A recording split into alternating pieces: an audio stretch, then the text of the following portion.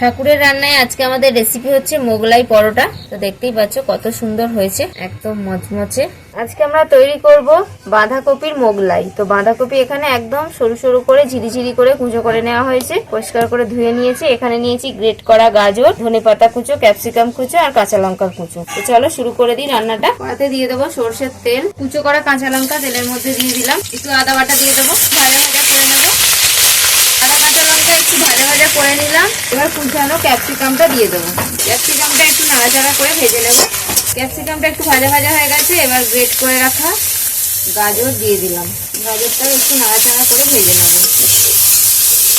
গাজর আর ক্যাপসিকাম নাড়াচাড়া করে একটু ভেজে নিয়েছি। এবার কুচো করে রাখা বাঁধাকপিটা দিয়ে দেবো।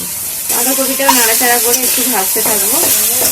বাঁধাকপিটা কিন্তু একটু ভাজা ভাজা হয়ে গেছে। এবার আমি এর মধ্যে কিছু শুকনো মশলা দেবো।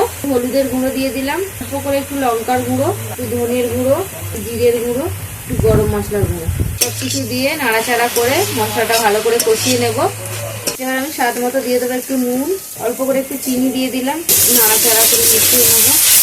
এবার দিয়ে দেবো একটু চাট মশলা। আমাদের পুর তৈরি হয়ে গেল মোগলাইয়ের। এর মধ্যে চাইলে তোমরা একটু পনির গ্রেট করেও দিতে পারো। এই সময় দিয়ে নাড়াচাড়া করে একটু একসাথে নামিয়ে নেব। আমি আর পনিরটা দিলাম না, তোমরা চাইলে পনির দিতে পারো। সব শেষে আমি একটু ধনেপাতার কুঁচো ছড়িয়ে দিলাম। আমাদের মোগলাইয়ের জন্য পুর তৈরি হয়ে গেল, নামিয়ে নেব। মোগলাই পরোটাটা তৈরি করার জন্য আমি ময়দাটা মেখে নেব। 1.5 কাপ ময়দা দিয়ে দিলাম, দিয়ে দেবো স্বাদ মতো একটু নুন, অল্প করে একটু বেকিং পাউডার দিয়ে দেবো। 1 চামচ দিয়ে দিলাম তেল, সাদা তেল দিয়ে আমি ভালো করে ময়ানটা দিয়ে নেব। এবার একটু জল দিয়ে দেবো, জল দিয়ে ময়দাটা মেখে নেব। ময়দাটা মাখা হয়ে গেছে, তো এটাকে আমি 10 মিনিট একটু রেস্টে রাখবো। তো এবার আমি লেচি কেটে নেব। এবার একটা লেচি নিয়ে নিলাম, অল্প একটু ময়দা ছড়িয়ে এটাকে আমি বেলে নেব। এই যে এরকম মোটামুটি পাতলা করেই একটু বেলে নিয়েছি। এবার যে পুরটা আমি তৈরি করলাম বাঁধাকপির, সেটা এরকম রুটির মাঝখানে দিয়ে দেবো, একটু চৌকো শেপ করে দিয়ে দিলাম। এবার এইভাবে মোগলাইয়ের মতো করে তৈরি করে নেব সুন্দর করে।